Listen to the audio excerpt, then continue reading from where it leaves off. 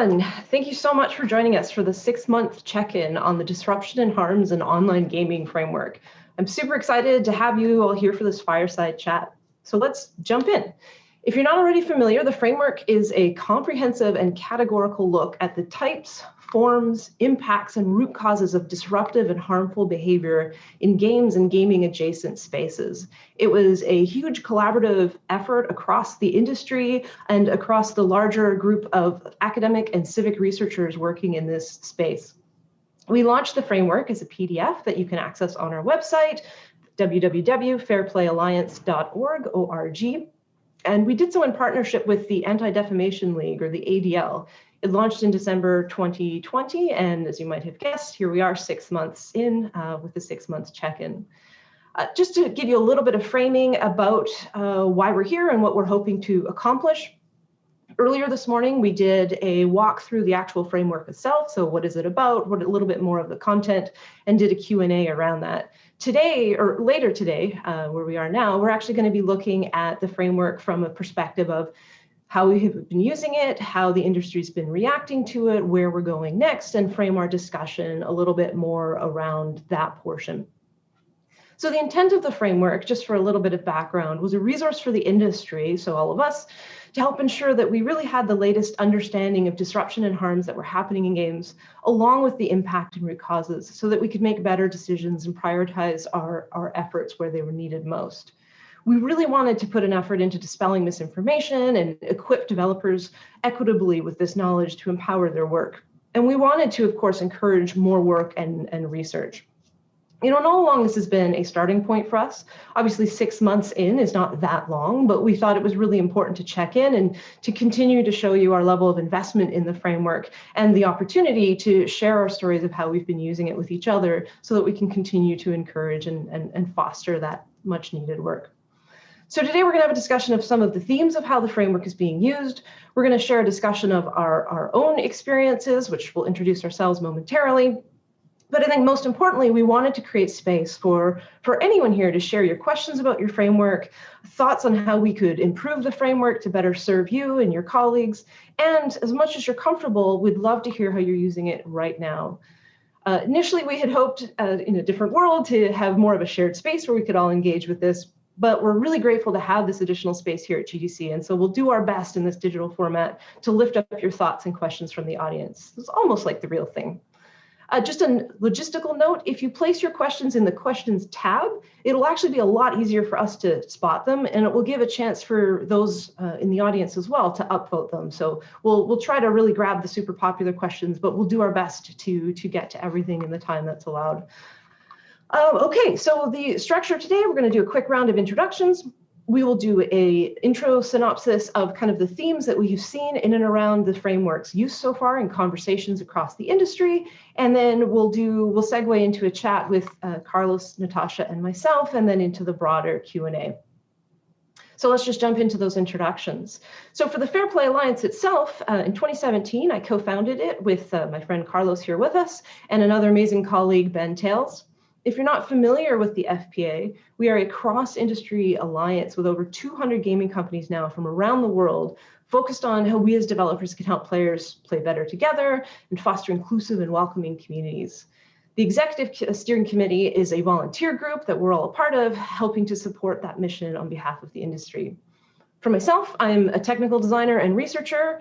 I've been in the industry many years. Most recently, I was co-running my own game studio. Prior to that, I spent several years at Riot Games, where I co-created and led Player Dynamics, which focused on player behavior and interactions. And my formal training is an honors degree in cognitive science, as well as a PhD in computer science and AI. And now I'll hand it over to my colleagues to introduce themselves. So Natasha. Yes, thank you, Kim. I'm very honored to be up here with you and Carlos. You both are doing amazing things in this field. Personally, I'm a senior research scientist on the Player Interactions and Trust team at Blizzard Entertainment, and I lead our Behavior by Design initiative. And that initiative is all about how do we encourage and foster fair, safe, and inclusive environments for all of our player communities across all of our franchises. And so I'm very passionate about this and very much aligned with the Fair Play Alliance, which is why I did join it back in 2017. way when it was first started, before it was even close to 200 companies. And I now currently sit on the executive steering committee with both Kim and Carlos and many other amazing, talented people. And previous to Blizzard, I was a user researcher for Square Enix. And I'll let Carlos introduce himself. Thank you, Natasha. Hi, everyone. Very excited to be here. My name is Carlos Figueiredo. I'm Director of Trust and Safety for 2Hat. And as you heard from Kim, I'm one of the co-founders of the Fair Play Alliance. And currently, I have the honor to serve as the exec director of the organization. Previous to this work, I used to work for Disney Online Studios for 6 years, where I really cut my teeth in content moderation, community management, and trust and safety for Club Penguin. And that's really where I got my foundation. And now it's really a pleasure to work, if you will, on the other side of the desk, where I used to work directly with players. Now I work directly with the companies that are serving the players, and I help them be very thoughtful about how they foster healthy healthy communities by design, but also by how they're operationalizing all those aspects, including this framework that we're going to be talking about today. Awesome. Thank you both. So glad to have you here. And of course, a thank you to our entire team on the Fair Play Alliance Executive Steering Committee as well. Of course, we're representing them too. So let's jump in a little bit into some of the themes of the framework. As far as the format, as I mentioned earlier, it's a PDF. It is 91 pages, so there's a lot of content there that was the work of many different folks across the industry. As we like to say, this isn't the Fair Play Alliance presents the framework for how to think about this, but rather we tried very hard to put the effort in to understand across the industry how these themes were arising in gaming companies, in gaming communities, et cetera, and have this be representative of the latest knowledge in and around disruption and harms in gaming. So the main content of the framework is itself a comprehensive PDF that talks about the expression or the types, the forms that disruption and harm can take, the delivery channel, so where in your ecosystem or in the adjacent ecosystems this might emerge, the impact, so not just the obvious sort of people in the same space impact, but also more broadly thinking about what does repeated exposure to these sorts of behaviors lead to? Are there different trends in player behavior patterns of which we should be aware when we're trying to understand our spaces and how we're doing in these efforts? And then, of course, the root causes as well. So trying to equip ourselves with a deeper understanding of why these behavior patterns are emerging, not just what they look like, but in trying to be able to go upstream and understand what is it about gaming spaces or some of the design decisions or just the nature of the world that is giving rise to this, and where do we have opportunities to make better choices, where are our hands a little bit more tied and we just need to work with the reality in which we're operating, et cetera. So this framework, as I said, launched in December 2020, so 6 months ago. The initial reception has been excellent. We're very excited to see that people were very grateful for this resource and its content. We have received a lot of feedback of the forum that people are really appreciating that there is now a comprehensive resource on this material, which is what we were hoping. I mean, this is the gap we were hoping to fill, so it's great that this has been generally how it has been received. And generally speaking, people have found it useful. There's definitely work we want to do on it, and we'll get into a little bit of what the future looks like. It is a 91-page document, which is not exactly the most digestible format in all cases, which is totally appreciated, and that's some of the things that we want to be thinking about. And of course, I would be remiss to not call out, of course, some of companies were already aware and practicing what is in the framework. I mean, that's partly how we made it, is pulling together all of these amazing efforts across the industry. So it's really actually super exciting and super rewarding to see those ideas now reaching the broader industry. We really like to talk about a rising tide floats all boats, and that's a big part of what we're about in the Fair Play Alliance. We should not be competing on the grounds of the health of our communities, but together putting our collective resources to improving things for players around the world, and having everyone here and the members in the Fair Play Alliance, all of this is an opportunity for us to collaborate there. So what we've done, we've had a lot of conversation with different companies across the industry. We've done some surveys. We've had a variety of different ways in which we've been getting to a sense of how people are using the framework. And so what I wanted to do is just give like a really high level overview, and then we're going to segue into talking about some of our own examples directly. And of course, I'll be keeping an eye on the questions and chat as well too. So if there's something there that you'd like to be bubbled up and shared, we'd most certainly be happy to do that and answer any questions as we go. And there's kind of a few different themes of how people have been using the framework. I think one of the exciting ones has been how more nascent gaming companies and gaming teams have been reaching out to say that they are using this to shape how they make their games from the ground up. So really using this as a foundational resource to equip them with a shared language, and additionally with the breadth and nuance that we actually see in behavior across games. As we talked about in the session earlier this morning, we're not a big fan of terms like toxicity because there's such huge catch-alls. And when you're working in this space, you can't be painting everything in the same brush. And so starting foundationally from the framework helps sort of carve out different areas of concern where gaming companies should be focusing and where we can be thinking about our design opportunities from a very early stage. And so this definitely seems to have been the case for several companies.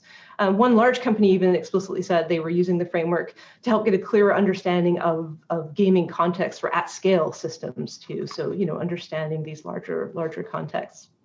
A second big theme has been really raising awareness around the depth and breadth of issues for targeting efforts and prioritizing those efforts. So regardless if you're a new company or a well-established company, or even as we've talked to esports organizations, a lot of folks are turning to the framework as a way to say, like, what are all of these issues we should be thinking about, and using that in many respects as a checklist of sorts to sort of go through and assess against each one of these vectors or channels or expressions and do a sort of self-analysis on how do we think we're actually doing in this space? Do we even feel equipped to answer that question? And if not, how do we get better information to answer that question? The next has been, kind of the original genesis or intent of the framework, which was the taxonomy itself, was saying like, okay, it's one thing to say toxicity is too much of an umbrella term, then what do we say instead? And that's really kind of one of our very initial questions that we asked ourselves is like, what then does this sort of expand into? So this alignment of taxonomy. Robert Lewington shared with me from Twitch that for them it's really been used as a reference, and they're actually going to be talking about this in their talk tomorrow. So Robert Lewington and Connie Chung tomorrow at 2:40 will be talking about building blocks for policy development. So they're going to be speaking about what they do in and around language and how that can be used across the industry. And for them, it was really about demonstrating a common problem space that they were solving for, which can then be applied across the gaming and social spaces that are important to them, and leveraging a common language, and then demonstrating how the language of the framework actually works in harmony with the work that Twitch is already doing.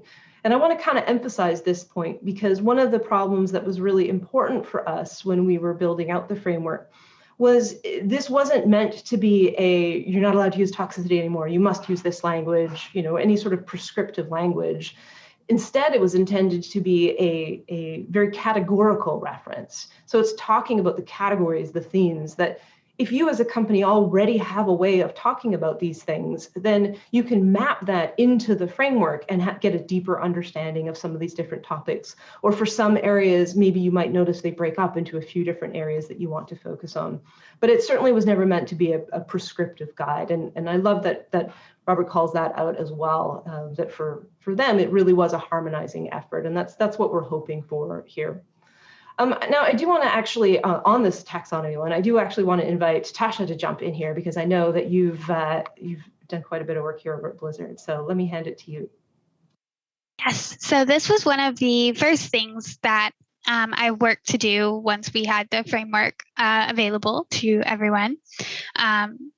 And I thought it was really important to align our vocabulary and our taxonomy around these areas, especially since we have so many franchises and we could go do a lot of really good work in one franchise, and to be able to take that to the next franchise and talk about it in a way that's understood across them is really important as we go along. So that was one of the main areas that we did, was just align that taxonomy. And as Kim was talking about how you actually mapped it to the vocabulary that you currently had, that was very similar to what we did as well, because we've had teams focusing on this for several years now. My team that just focuses on player interactions and trust has been around for 4.5 years, maybe longer. So we've sort of already developed an internal vocabulary, especially with some of the first game teams that we'd really worked with on this. And so a lot of it was doing that mapping and making sure that we were hitting all of the areas and that we were using the exact same language as we went from game to game, so that we could continue to make these improvements across all of our franchises. And that's been extremely helpful internally at all levels, from being able to use that language with designers and day-to-day to being able to present to the leadership teams of these different games. Having a shared language and understanding has made all of that much easier for our company. Awesome, thank you for that. It's a great example. One of the other themes that we have seen that was not really an intended outcome of the framework, but certainly has been very welcome, is just as a more broad knowledge source for example, civic and government organizations to help understand gaming spaces better. You know, we see a lot, as I'm sure we're all very familiar, a lot of that sort of doomsday misinformation or pretty big sweeping claims that, I can't speak for others, but I know as a game developer, when I see those things, oftentimes I'm like, oh, that's just totally not representative of how the industry works or why we're making these decisions, or even often fails to represent the sheer amount of effort that is going into these spaces to make them safer and more welcoming and more inclusive for players across the industry. And so I think having a resource that we could say, like, hey, here's something you can go dig in a little bit deeper to understand just how complicated this space is and the many forces at work that are behind why we see these behavior patterns, I think has really been enlightening. Now, I don't know, Carlos, if you want to jump in there a little bit, because I know you've done quite a bit of conversing on the part of the civic and government side with some of your work. Is there anything you wanted to add there as well, too, from the framework's perspective? Yeah, absolutely.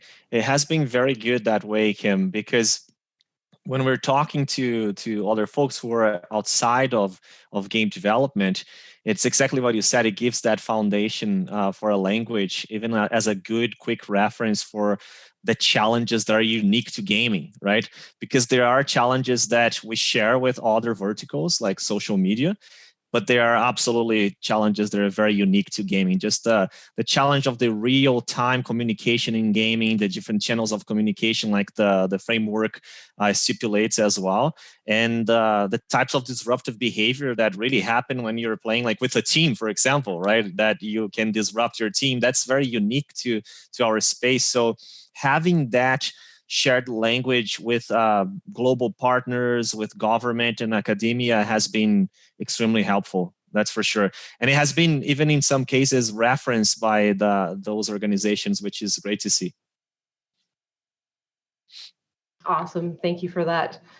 And then kind of finally, one of the other themes that we've been seeing is just in terms of our own engagement. So if you're not very familiar with the Executive Steering Committee and how we operate, we are ourselves a volunteer organization that sits at the helm of the Alliance. So we do a lot of the work of curating and collecting materials, producing resources, et cetera, such as the framework.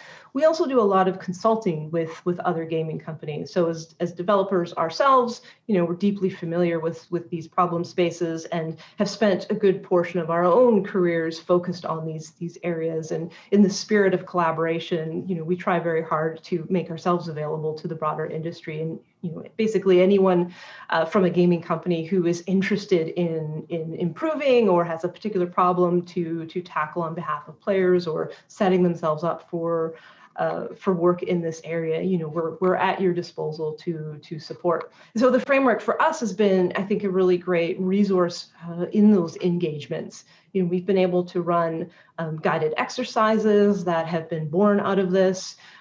This has allowed us to really generate a lot of those different resources that you see accompanying the framework. So we have 4 different best practices. One that is centered around penalty and reporting systems. It's kind of split into 2 resources. One is just understanding the penalty and reporting systems kind of more broadly and how to go about prioritizing work in this space. And then another one is the actual systems themselves and talking a little bit more about the systems design and the implementation and penalties and a lot of the different caveats there.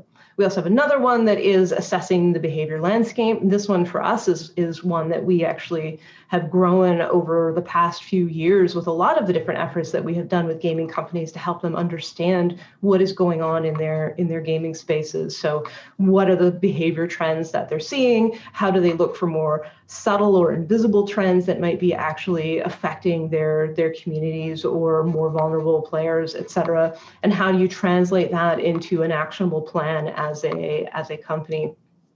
And then I'm going to come back to that one in a moment, Carlos, and I'm going to invite you to share some of the work that you've done around these vision exercises. But just for completion's sake, the 4th resource is a community management guideline. So for companies looking to develop a broader community management, a community guideline or a code of conduct, there's a lot of really good resources in there, including examples that are live today that you can be thinking about in terms of how to structure that. Because it can certainly feel a daunting concept of just how do you start to talk about these things and looking at what others have done and some of the things to keep in mind. The hope was to help this bootstrap those efforts in that space, or at least give a good foundation that you could be reflecting on what you've already got to see if there's room for tweaks or improvement.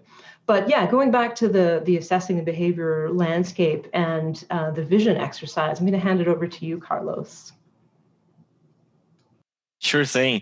I really see one of the best ways that I have been using the framework, that it has been a joy actually, has been to take the framework and work with people to be very thoughtful, be very careful about their planning for what they want their community to be and feel like from the ground up, instead of that whole thing of adding to something that already exists right after the fact and having to revisit process and revisit how you're designing your game. This has been really a really cool way to kind of short circuit that and say, hey, let's start from the ground up. And especially earlier this year, I had a series of consultations with a company that's creating a new platform for gamers, and they're going to be going live very soon. So once they really came and wanted to talk to me about how do they make this from the ground up? How do they make this very thoughtful? And that was the opportunity to use the specific workshop that we have in the assessing the behavior landscape. It's called the Define Your Vision that Kim was referring to. We have an example of a workshop there with this structure, and you can take it probably like 80% of the way there. And then you can add your own icebreaker and add the things that are more pertinent to your group and run a session with the team. So in that case, I had the pleasure of actually running, because it was like a medium group. I was able to run with their executives in the meeting as well, and the team responsible for designing the features. So that was really an excellent opportunity, because it's about 3-hour workshop that you can conduct, and the outcomes are very tangible, because from there the team really understands the values that they want to partake to the community. What is important to them? What they want to see more of? What is the positive they want to encourage, and the non-negotiables as well that they absolutely don't want to have in their community. That was an excellent foundation, because from there we created their community guidelines together, which, I think a lot of us in the industry have a tendency to maybe simplify that work that is very complex actually. But this is a way to simplify it. After you've done that workshop, it becomes more evident what are the behaviors you want to encourage and the ones you need to address and discourage, right? So having that work done I was also able to pull from the fourth resource that Kim mentioned, which is the creating and maintaining community guidelines for gaming and games and game platforms. So that was really helpful because we were able to create a very succinct with lots of examples of do's and don'ts and what the community stands for. And essentially, if we really consider that after you've done that exercise, now you have the foundational steps to be able to bring into your operations, right? Because now you know which behaviors you need to actually act on, that you might need to be proactive on identifying and taking action. Which are the behaviors that you want to encourage in the community? And all those things relate to some of the pieces we have in the framework, and hopefully to some of the future pieces that we're going to be releasing as well. Excellent, thank you.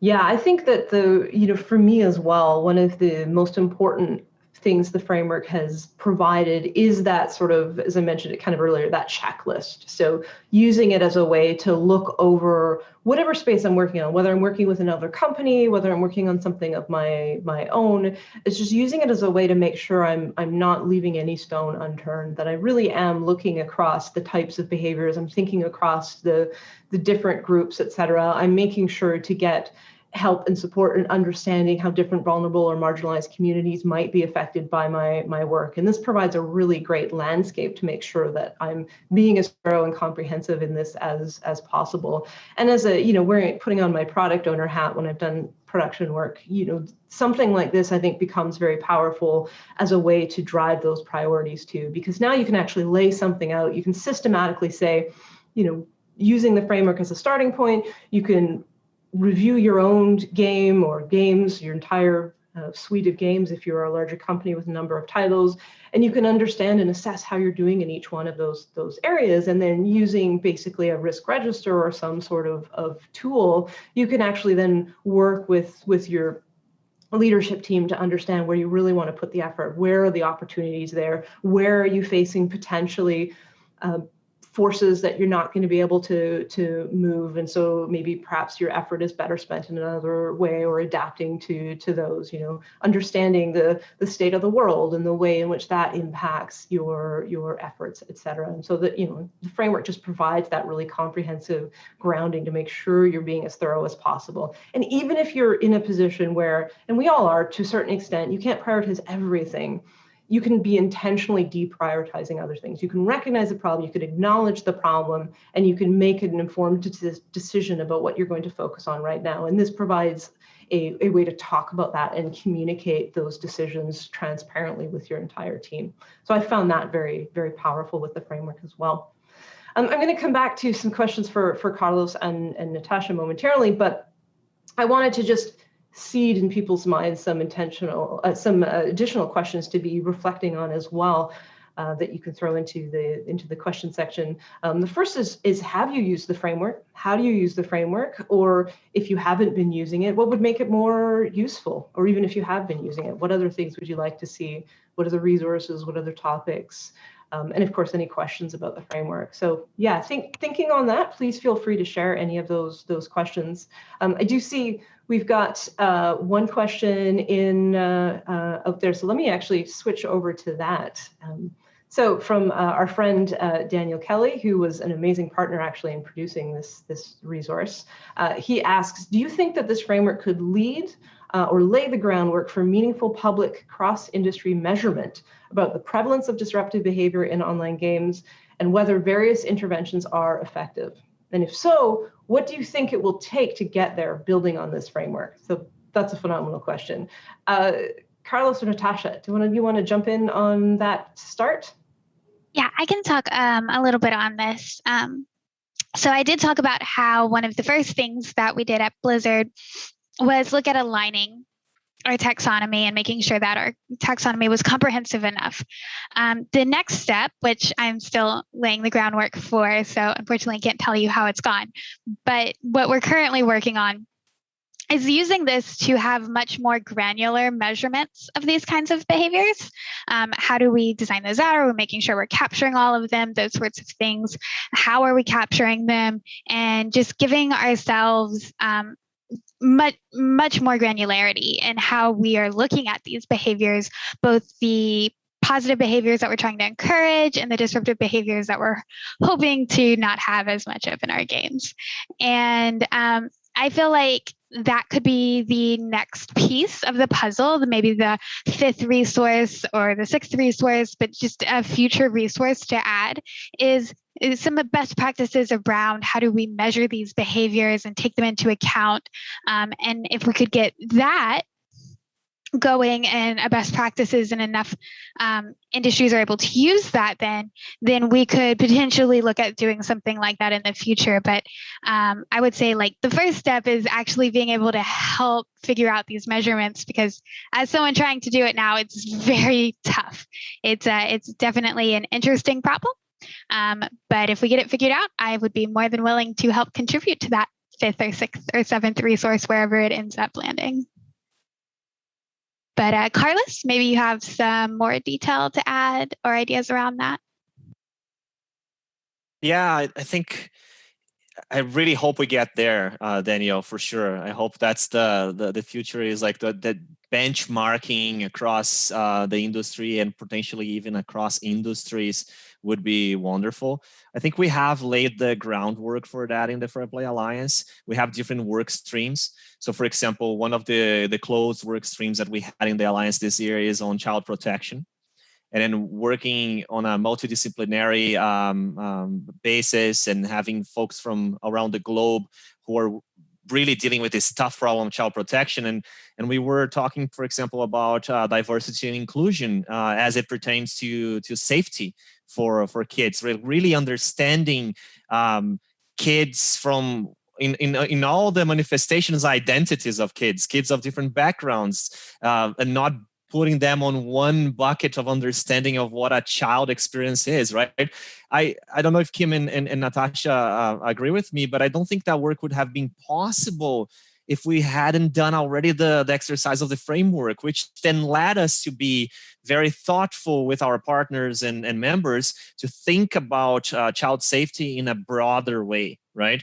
And now we are looking into different frameworks that could be additional to the one we created, right? Like maybe one that's more specific about child safety, for example.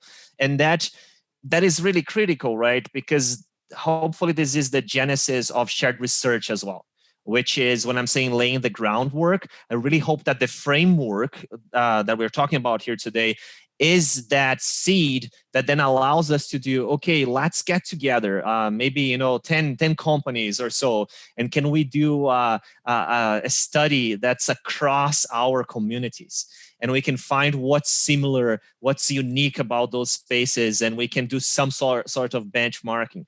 That would be wonderful. And when we're talking about metrics, we largely lack a lot of metrics in the industry, especially when it comes not only what's prevalent or not, but also what's the measure of success, and are we driving the right outcomes? Are we making our communities healthier? What's the ROI of those efforts as well? Because we know that there is a correlation between those practices and actually having a community where people want to be and want to engage and chat and be with their friends. I mean, your wonderful survey with the Anti-Defamation League has clearly shown that in 2019 and 2020, that players exposed to harassment have been leaving the platforms because of harassment. So we know that there's a connection between that and churn.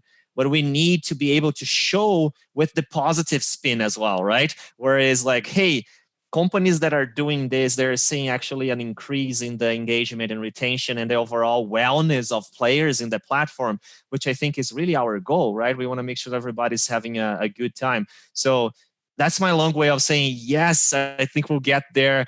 This is a hard step because doing research, shared research, is very difficult for multiple reasons. We need to be very careful with data protection. We need to make sure that we have everything well aligned. But I am optimistic that we'll get there.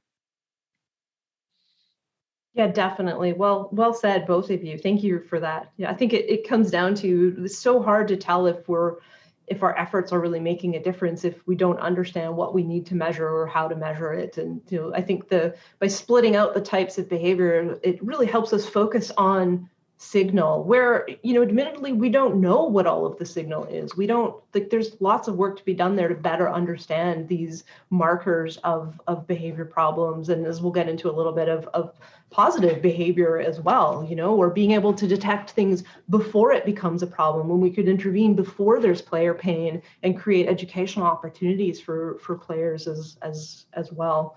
And then just measuring impact. Measuring impact is very challenging, particularly from games. And how do you measure the impact on an underrepresented group when that group is underrepresented? How do we actually do a better job of lifting up those voices and seeking them out, and making sure that they are given appropriate weight within our decision frameworks? Or players that have already churned out, for example, we don't really get that signal. I was talking about this morning the challenge with muting. When you mute someone, you lose their signal potentially, not just because they're no longer participating in the conversation, but because given enough time, people stop actually participating in voice chat altogether. And so you're no longer able to necessarily tap into that audience.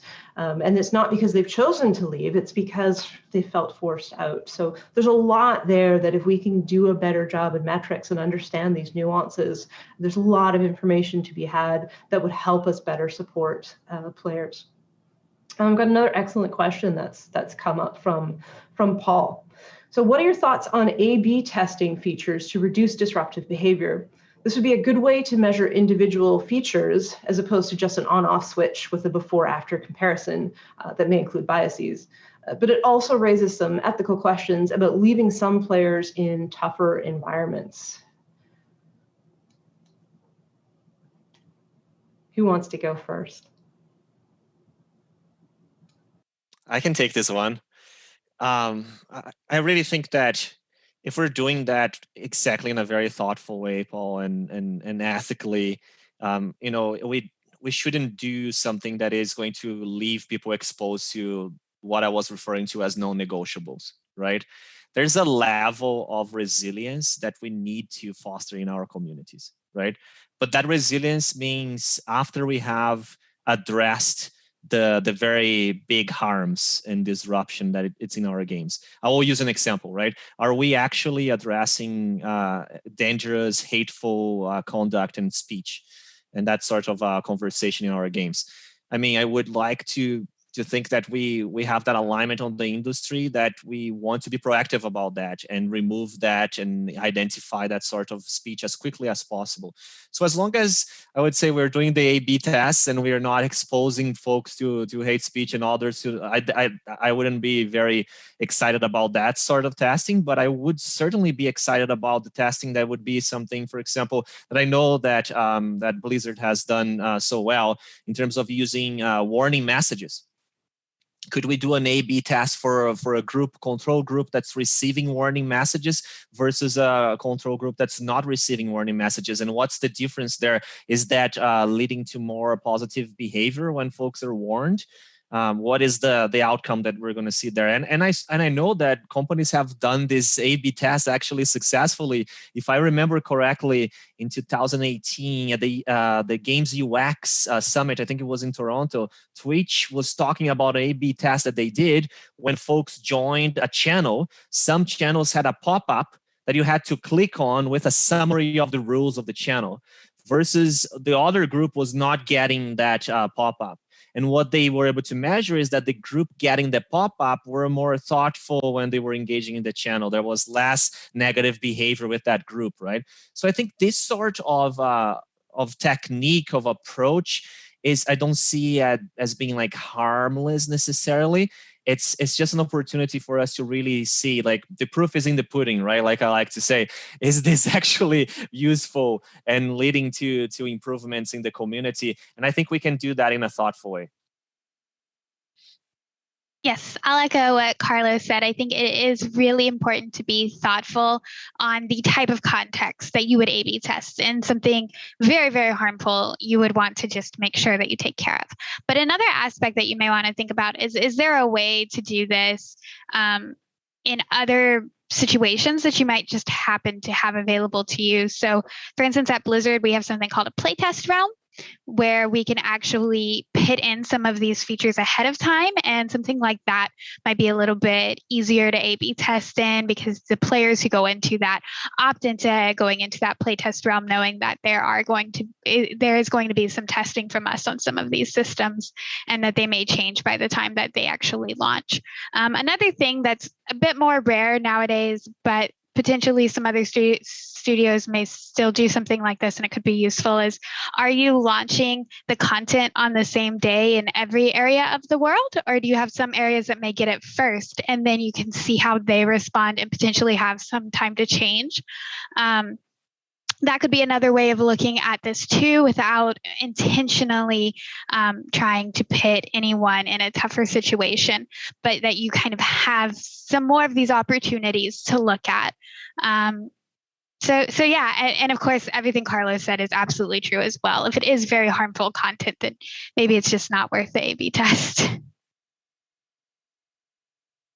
Excellent, thank you both.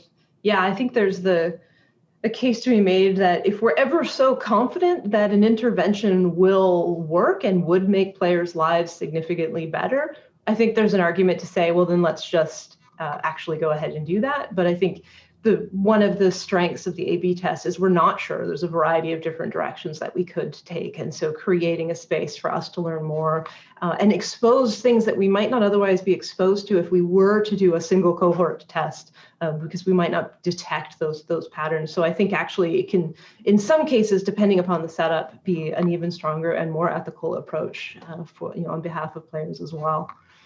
Awesome. Okay, so another question. So the framework as it is today is obviously focusing very much, as its title suggests, on disruption and harms and a little bit more of kind of the negative space. But as we're looking forward, I've often joked that this initial framework was us eating our vegetables, because it's a very necessary foundation to understand what's happening in these spaces. But as we're going forward, obviously thinking about how we get to the other side of encouraging healthier behaviors and pro-social behaviors, et cetera, what does that start to look like? And so I'd love to invite Natasha specifically, because I know you've done a lot of thinking in this area, to share some thoughts on where we could be going next around pro-social behaviors. Yes, thank you. This is an area that I would love to see the framework take us. So obviously it talks a little bit about measurements and how I think that would be very good. But I also think it would be great to talk about how can we nudge behaviors to be a bit more pro-social?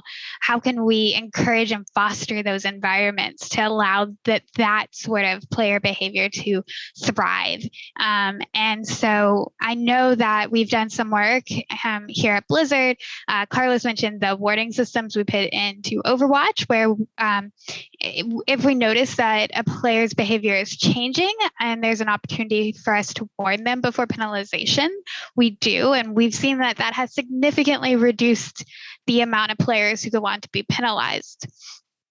And so I think something like that, or we've put in the endorsement system in Overwatch, which allows players to reinforce what a good teammate is and what good sportsmanship is, and really endorse other players for that and be rewarded for being that sort of player and not being the player that immediately gets frustrated and tilts.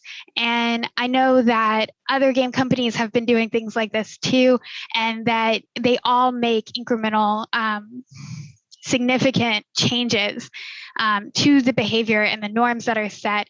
And I would love to see us come together in the same way that we came together on this framework and brought all of our experience and expertise and insights to the harms that are happening in the reporting systems and penalization systems, which I think you have to start with. And so we all started with, and we had a lot of good insight into that. I would love the same thing to happen for these things that we're working on, but that I know other companies are working on, that are really making these improvements and making the communities a place that allows pro-social behaviors to thrive.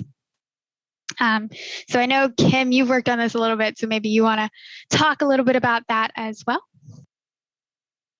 Yeah, thank you. Yeah, I agree. I think there's a whole rich space that in similar vein to what we did with the framework in its current form, really takes a look at fleshing out what the expressions are of pro-social behavior and what we mean by positive or encouraging behaviors. A lot of my work, particularly recently, I've been thinking about really the concept of resilient or robust communities. Our hope with this isn't to have this very prescriptive set of rules for players. Well, if you just behave this way, everything's going to be tickety-boo. It's really more about what does a healthy community look like? And in order to define that, we need to dig in and understand what are the different mechanisms, what are the forces at work, what are the roles that players and ourselves as developers are playing in constructing these places that are conducive to healthy communities emerging. And I think one piece of that is a resilient community is one that is better equipped to resist or repel bad actors, or acts against or has better habits that reduce the behavior patterns that lead to problems. And I think that's a really rich and interesting space for us to examine. Just to give you an idea of what we mean by that, if you're out with your friends somewhere and someone does something questionable, we have a lot of different things at our disposal that we can do to indicate that something was inappropriate.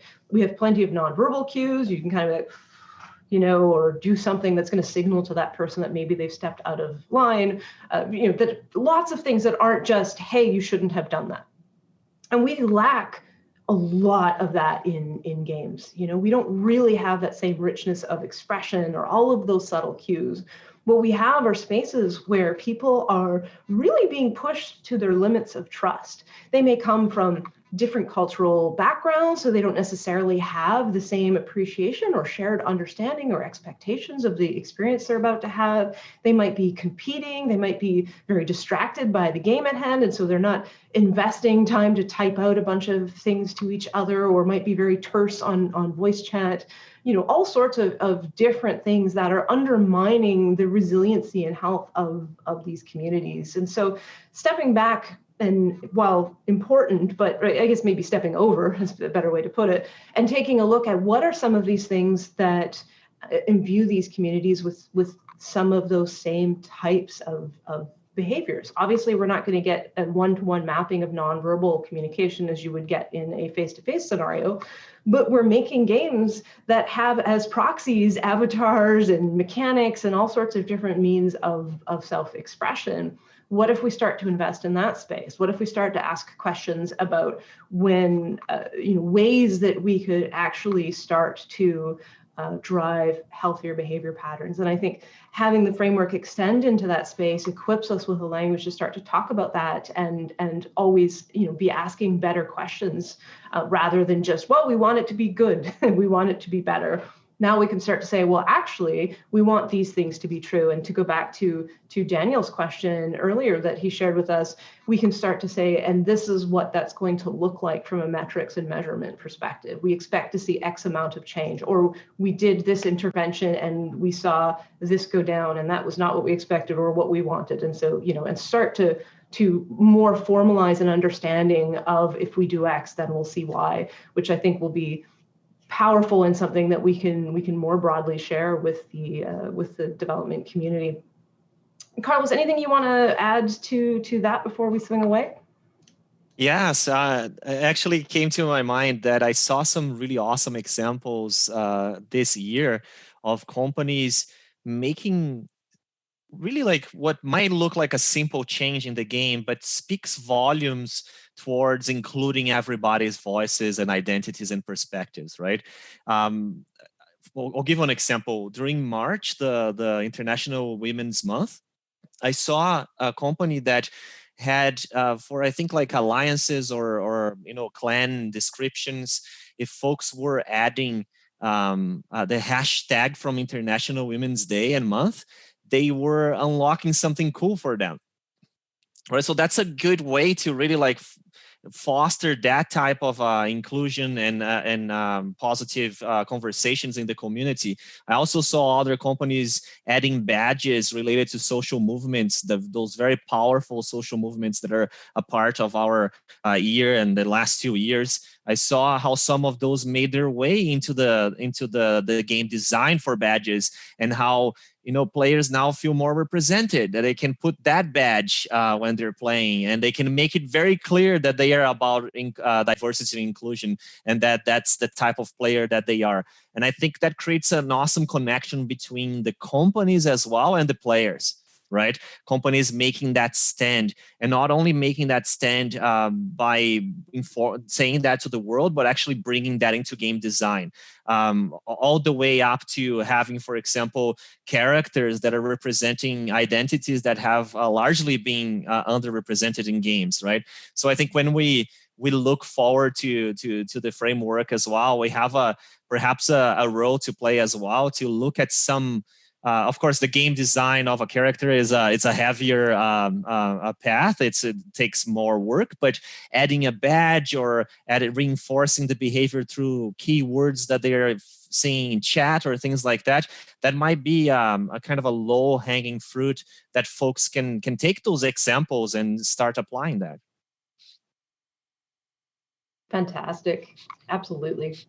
There was a request for a little bit of elaboration from William. Says, can you elaborate on the difficulties you have encountered in terms of drawing the line between pro-social and harmful behavior? Maybe I'll bounce that back to you, Natasha. So I'm not entirely sure what this came off of, but I'll say that I think one of the difficulties is that behavior is not really black and white in people, right? There's a lot of shades of gray. You have people who tend to mostly be positive pro-social players when they play, but they'll have an off day, something will happen. It might be within the control of the game, it might be out of the control of the game. And that doesn't make them necessarily a harmful player or someone who's always going to be disruptive. We can tell from their history they're not, but something was happening in that moment.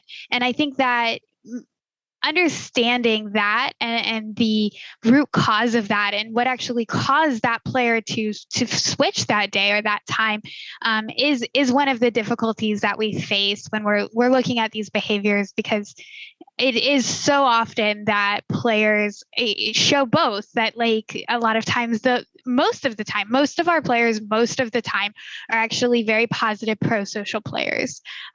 The player who most of the time is very disruptive is actually much more rare in our populations. So I think the difficulty is understanding what's causing that. Is it a cause that we can help, that we can prevent, that we can avoid, that we can make a change to our game to help prevent that from happening?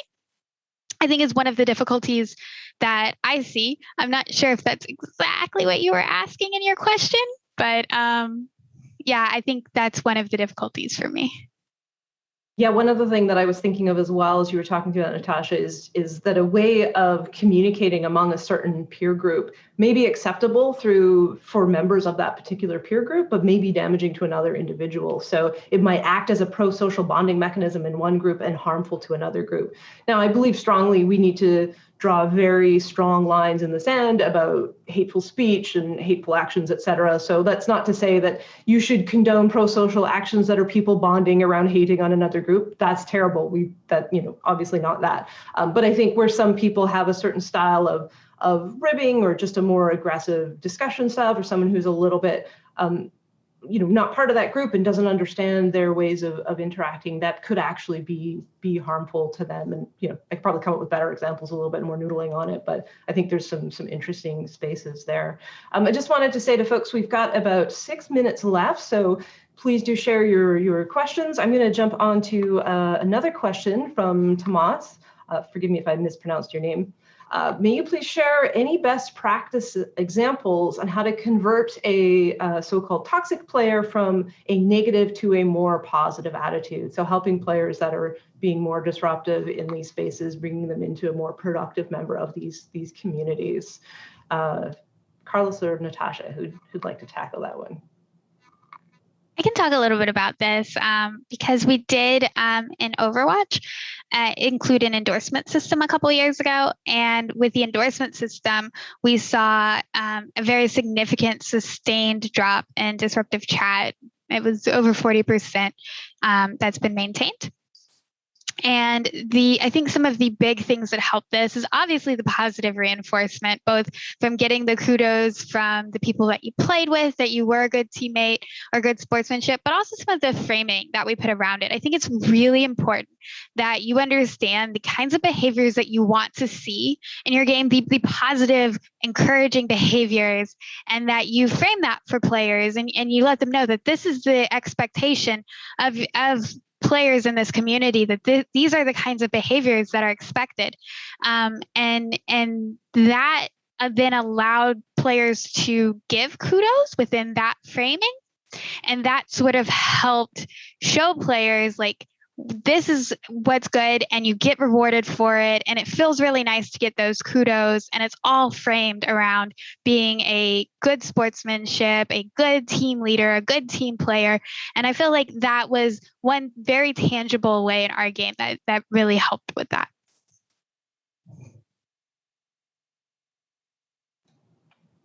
Excellent, thank you. Carlos, anything you want to add to that one?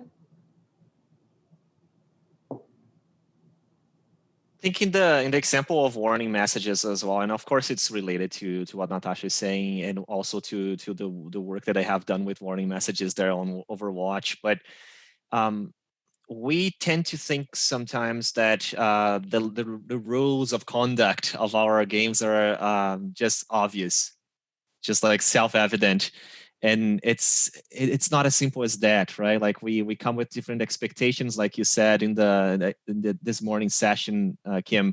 We have different expectations when we enjoy games, right? One person might be super competitive, the other person might just be one to relax. We also have different norms in different groups depending on our culture, our background. You have different norms of what you might consider aggressive and all that. So I think helping players to translate your community guidelines very clearly into actionable messages, right? So reinforcing the community guidelines. One of the things that we talk about in the fourth resource, we talk about, don't just create a community guideline and put it somewhere buried in your website, right? Where nobody reads and they just skip over when they're agreeing with your terms, because who hasn't done that, right? And the reality is, that also doesn't connect to players, right? A lot of times those documents are very heavy on legal terms, doesn't have the language of the game, it doesn't really connect the dots. So we even give some examples in that resource there. One amazing example is Sea of Thieves.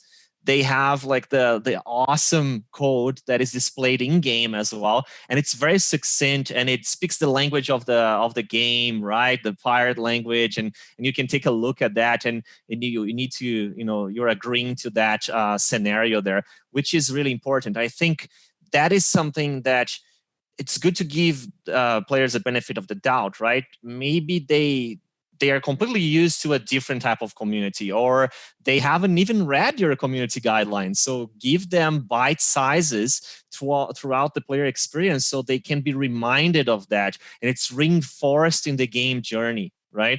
I think a lot of companies have done that really well. And like the example that I mentioned from Twitch earlier, the folks who were joining the channel and got that warning there was a reduction in negative behavior. I know that there was a Reddit study as well. I think it was on R Science.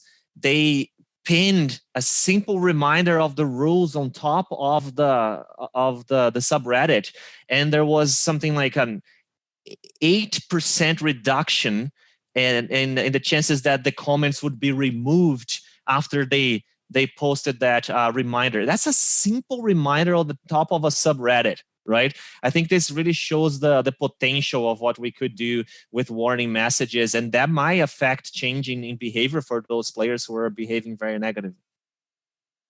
Thank you so much for that, both of you. Those are excellent answers. I mean, I think to kind of pull it all together, what we're really trying to do is help players be good, help them build better habits, help players feel a connection to each other, so they're granting that benefit of the doubt and finding ways to foster and build trust between players. And another great example of Sea of Thieves is playing music together and being a part of a band. And there's no necessary gameplay reason for that, but it helps players feel connected and have successful interactions, define their expectations of future interactions. And so it changes the atmosphere for the positive.